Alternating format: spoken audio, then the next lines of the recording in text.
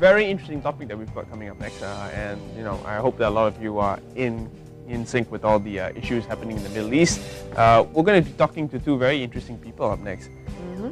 First of all, of course, we've been talking about Rose2Rose, so we're going to find out what that is all about. And in the studios to help us out with that, we have the Dr. Fauziah Hasan, who's advisor to Rose2Rose, and she's on the board of Aqsa Syarif. Correct. And yes. we also have activist Noorazian Anidin, who was recently in the Palestine. You came back, right? You just recently came back, so we've got lots of things to talk about. So, firstly, Doctor, can you just share with us what is Rose2Rose all about? Okay.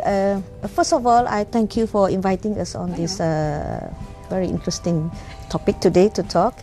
And Rose2Rose is actually a project under Aqsa Syarif. Aqsa Syarif is our main body, an NGO that actually focuses on the Palestinian issues, helping the Palestinians to rebuild themselves. So the women of Aqsa Syarif, we name ourselves Rose, and it's the Rose from Malaysia, the women of Malaysia, to the Rose of Palestine, to the women of Palestine. So the project basically is actually, we hope, from Malaysian women to the Palestinian women.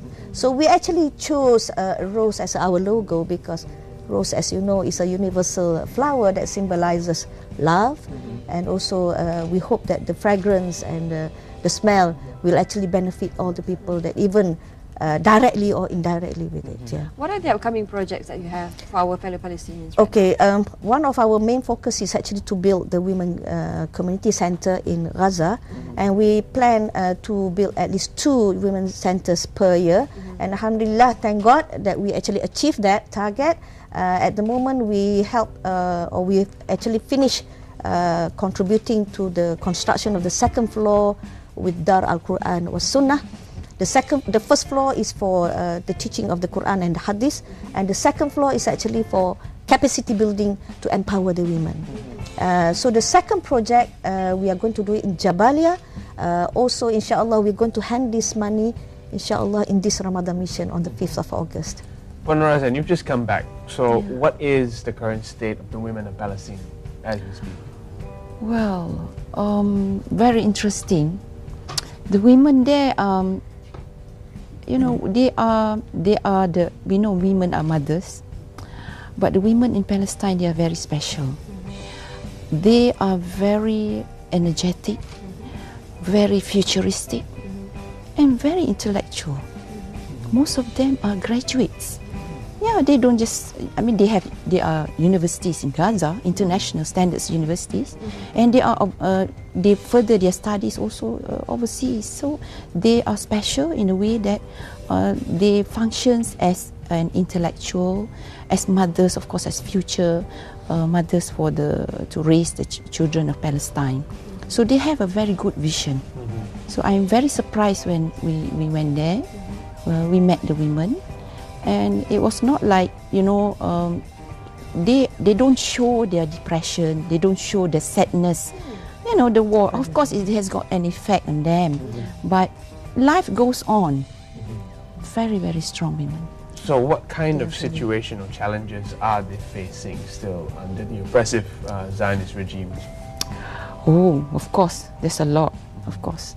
Yeah, they have to face challenges. Definitely the siege has taken an impact, especially on the women and the children. Yeah.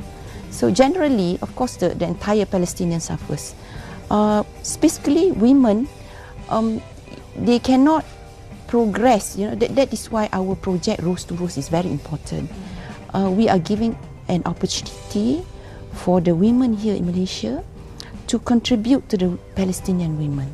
So under that is actually an overall empowerment plan to lighten up their lives, to give them the visions, to help them, to assist them in their daily lives. So that is the entire focus of this project. So if they're not giving up hope, who are we to give up? Correct. So, very resilient. what are the current projects that we want to build the community centers, 2 of them. But in terms of funding, how is it going so far?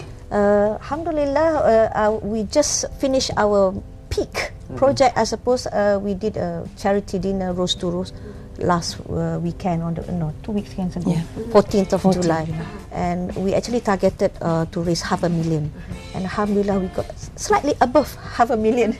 So thank God, inshallah, for this year, we actually achieved our KPI of building the 2. Were there any problems, Doctor, when you want to channel all this money abroad? You know, did they, you know, the authorities give you any sort of problems? Yeah, so far we have entered into Gaza 7 times.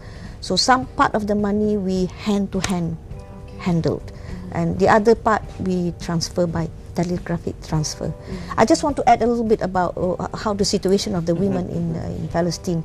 As you know, any war, the women is always be the one who suffered most, and 70% of the people in Gaza, actually, because of the siege from the land, from the sea, from the air, from everywhere, they are actually the biggest prison in the world, on earth.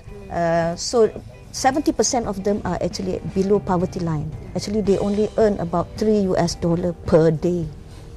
So that's why in this Ramadan mission, we are actually targeting to raise about 3.5 million with all our various projects to actually to actually fund many projects, giving iftar packages, food packages, back to school packages. We also want to fund an industrial village, many projects. So one of the projects that we have done that is so successful is our bakery, who has actually been producing a lot of bread to be given to the poor people, and also to these people are very honest. Those people who are actually very poor will get it free. But for those people who are actually rich or a little bit well off, they will buy it with a profit, so that this bakery will be self-sustained. So we actually gave them about 630,000 ringgit to build this bakery, and about 6 months of cost, and they are now self-sustained. So this is what we want. We want to give them a fishing rod rather than a fish. So our policy for the community center is the same.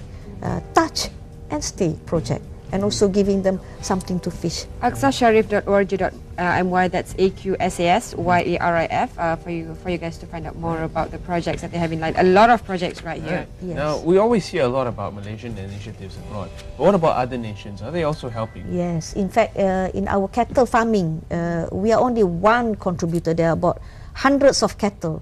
There are from Turkey, from Saudi, from everywhere. We only have about 80 cattle among all those 100 cattle. So this cattle farming is also a very good project, in the sense that they provide protein, the milk, and also from the milk they breed cheese and yogurt and so on and so forth. So we are helping them to actually make sure they are not undernourished. As you know, the people are very poor. Well, thank you very much for joining us on the program. Are there any final messages that you want to send to our viewers this morning? Please, I mean, in the month of Ramadan, people are very generous, and as you know, the generosity will be blessed by Allah subhanahu wa ta'ala, and also will be rewarded bountifully. So we hope that they will support our program for this Ramadan with a lot of packages that we have. Ramadan, iftar, back to school, bakeries, school, you name it. There's so many and the projects. Gaza Health Center, Hospital, back to school. Yep. Okay. Thank you so much, Doctor. Thank you so much, Thank you so much. Thank you for we will be sharing all the details on our Facebook page as well. That's right. So do join in the cause and help out. I know that a lot of you, even if you have never heard of the cause before, this is a good opportunity for you to take note and also to contribute generously. Yep. 8733-4636, that's the number you can call, or log on to their website, AqsaSyarif.org.my, AQSASYARIF. Thank you so much for joining us. Selamat berpuasa, and we'll see you tomorrow, same time, same place.